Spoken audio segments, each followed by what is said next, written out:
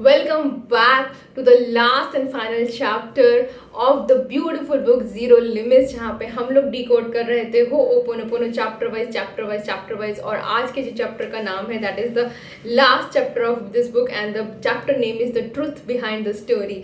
ये चैप्टर का पूरा लास्ट चैप्टर है इस बुक का, जो डील कर रहा है हम लोगों के उसमें कि ये जो डॉक्टर ह्यूनले की और हो ओपोनोपोनो की स्टोरी इतनी फेमस थी, इतनी मैजिकल थी, इसकी क्या सच्चाई थी और क्या इसके ट्रुथ थे, ये चैप्टर के अंदर यही डिस्कस हुआ है। और आज के ये वीडियो में मैं यही कुछ ऐसे इंपॉर्टेंट पॉइंट्स आपको बताने वाली हूँ। Of course is not related to the story तो हम सबको पता ही है, लेकिन क्या हुआ था, मतलब how was the shift in doctor जो विटाले के अंदर जो अवेकनिंग हुई थी, उन्होंने क्या फील किया था, मैं वो आपके साथ शेयर करने वाले, because there is a high chances कि आप भी इस वक्त वही फील कर रहे हो। अगर आपने जीरो लिमिट्स की पूरी सीरीज फॉलो की है तो मुझे थम्स अप जरूर करके बताइएगा, कमेंट्स में जरूर लिखिएगा I am sorry, please forgive me, I love you and thank you, और you can simply write zero limits. और अगर आपको ये सीरीज पसंद आई है तो definitely do let me know your thoughts about it. But आज के चैप्टर में जाने से पहले नमस्कार, मेरा नाम है डॉक्टर सोनिया सिंह थदानी, मैं एक लाइफ और एक माइंडसेट कोच हूँ।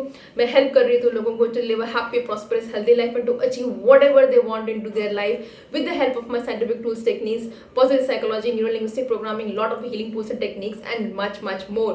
ये चैनल डेडिकेटेड है जहाँ पे हम लोग बात कर रहे हैं हीलिंग के बारे में, सबकॉन्शियस माइंड की रिप्रोग्रामिंग के बारे में, ऐसे एक लूप होल्स जो आप बोल सकते हैं, ऐसे जो मिसिंग पॉइंट्स है जो आपकी जर्नी में कहीं ना कहीं लॉ ऑफ अट्रैक्शन की आप मिस कर जा रहे हैं, यहीं पे ये चैनल पे कवर अप होता है, जहाँ पे आपकी क्वेरीज कवर अप होती है। सो विदाउट वेस्टिंग टाइम आज के वीडियो में डायरेक्टली ड्वेल इन करते हैं यहाँ पे the truth behind the story क्या थी, एक्चुअली हो ओपोनोपोनो की स्टोरी क्या थी। और वीडियो के एंड तक जरूर देखिएगा क्योंकि ये बुक का पार्ट नहीं है, but that's something I felt to give you at the end of the video.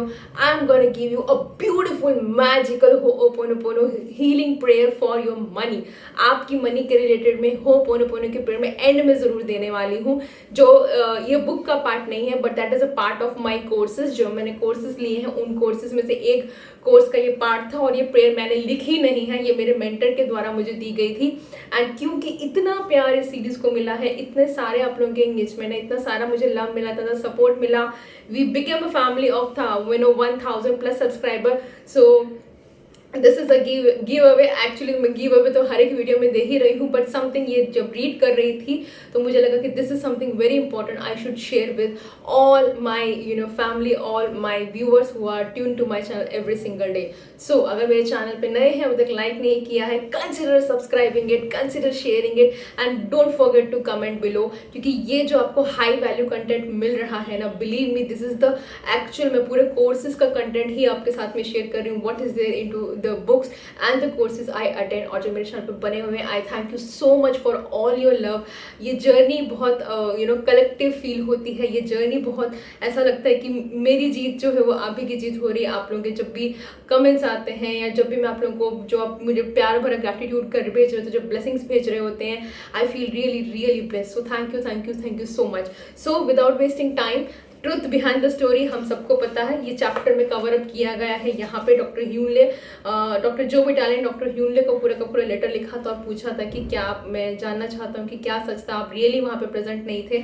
तो डॉक्टर जो विटाले ने उनको एक जो सोशल वर्कर रही हैं वो टाइमिंग पे उनको लेटर लिखने को बोला था। डॉक्टर जो विटाले ने उनको लेटर लिखा और सोशल वर्कर ने पूरा डिस्क्रिप्शन दिया है कि कैसी स्थिति थी जेल में जब डॉक्टर ह्यूनले ने ज्वाइन किया था वर्सेस उनके ज्वाइन होने के बाद क्या क्या चेंजेस थे। तो हम लोगों ने जो भी स्टोरी सुनी है वो पूरी की पूरी सही है। बहुत क्लियरली बताते थे कि पहले क्रिमिनल्स ऐसे होते थे जहाँ पे बहुत डार्क एटमोसफियर होता था, बहुत ही छुट्टियाँ लोग ले लेते थे। The story which we have covered we all know and I have already covered in many of my videos. मैं लिंक लिंक डिस्क्रिप्शन बॉक्स में दे दूंगी अगर आपको इसकी स्टोरी जाननी है तो। अपार्ट फ्रॉम दैट थिंग, यहाँ पे एक चीज़ है कि एंड यहाँ पे डॉक्टर ह्यूनले ये बोलते हैं कि सारे ठीक नहीं हुए थे, 2 लोग थे जो रह गए थे जिनको अल्टीमेटली कहीं और शिफ्ट कर दिया गया था। इसके अलावा एक बहुत इंपॉर्टेंट रिवोल्यूशन यहाँ पे कर रहे हैं डॉक्टर ह्यूनले। वो ये बोल रहे हैं कि मैं कभी भी उनके साथ जितने भी मेरे जो वो कैदी थे जिनके साथ वो काम कर रहे थे, उन्होंने ऐसा बोला है कि मैंने कभी भी उनको एज अ पेशेंट नहीं देखा था। मैं ऐसा नहीं था कि मैं कभी भी वहाँ पे प्रेजेंट नहीं था, मैं वहाँ पे एज अ साइकेट्रिस्ट प्रेजेंट नहीं था, लेकिन मैं वहाँ पे एज देयर फ्रेंड प्रेजेंट था। उनकी जब भी जब भी उनके कुछ नए प्रोग्राम्स उन लोगों के लिए डिज़ाइन करने होते थे तो वो वहाँ पे प्रेजेंट होते थे। उनके जब भी वो मेडिकेशंस वगैरह जो होनी होती थी वो वहाँ पे प्रेजेंट होते थे।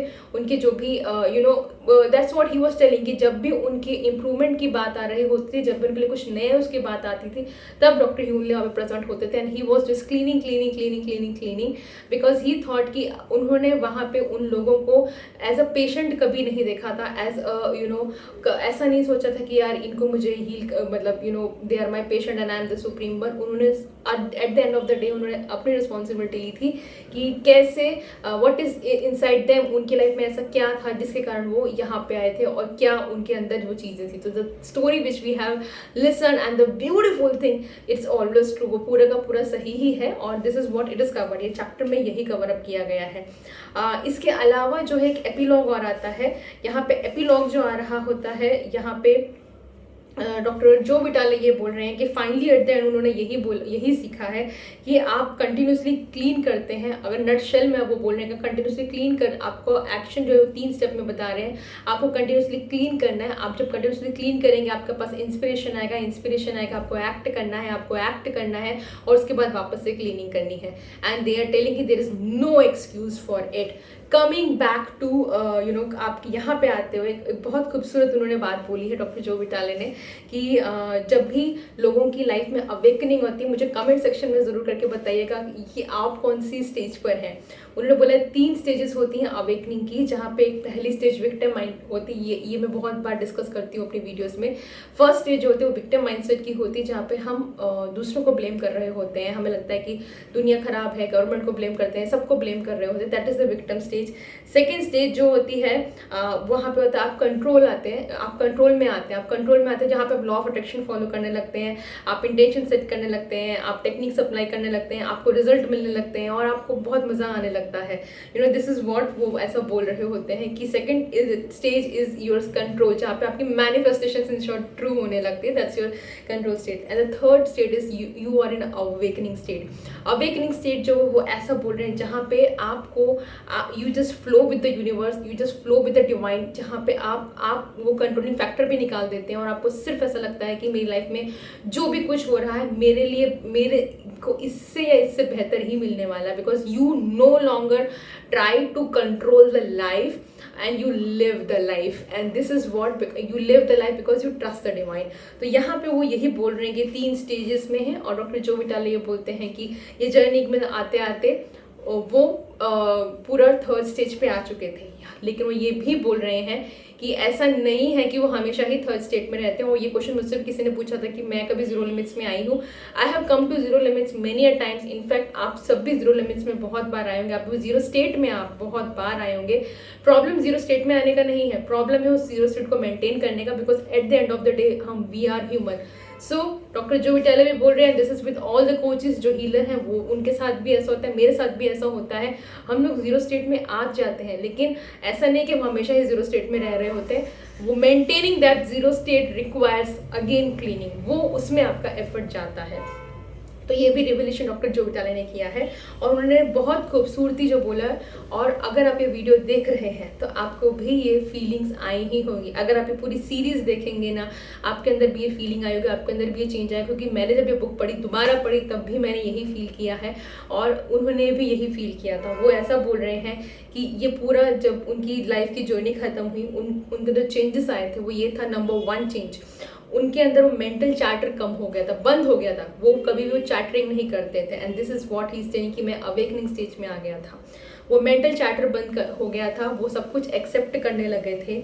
वो ऐसा बोलते थे कि वो सिर्फ पीसफुल में रहते थे, मतलब अगर आप होपोनो प्रैक्टिस कर रहे हैं you will simply live peacefully, आप वो हसलिंग ग्राइंडिंग एनर्जी में नहीं रहेंगे, आप एक बहुत पीसफुल स्थिति में रहना शुरू कर देंगे, बियॉन्ड आपके अंडरस्टैंडिंग के बाहर है, लेकिन फिर भी आप एक पीसफुल स्टेट में रहने होंगे। आपका लव मंत्रा बन जाएगा। He said love was my mantra, it was the song always playing in my brain, and then ultimately वो हमेशा एक पीसफुल रहने लग गए थे। आपको उन्होंने बहुत सारी चीज़ें उनकी टोन, वो बोले डॉक्टर ह्यूनले की उनकी टोन भी उनको इफेक्ट करने लग गई थी। अगर आपने भी ये चीज़ फील की है ना, तो मुझे ज़रूर कमेंट सेक्शन में राइट करके बताइएगा कि how you are feeling after watching this series.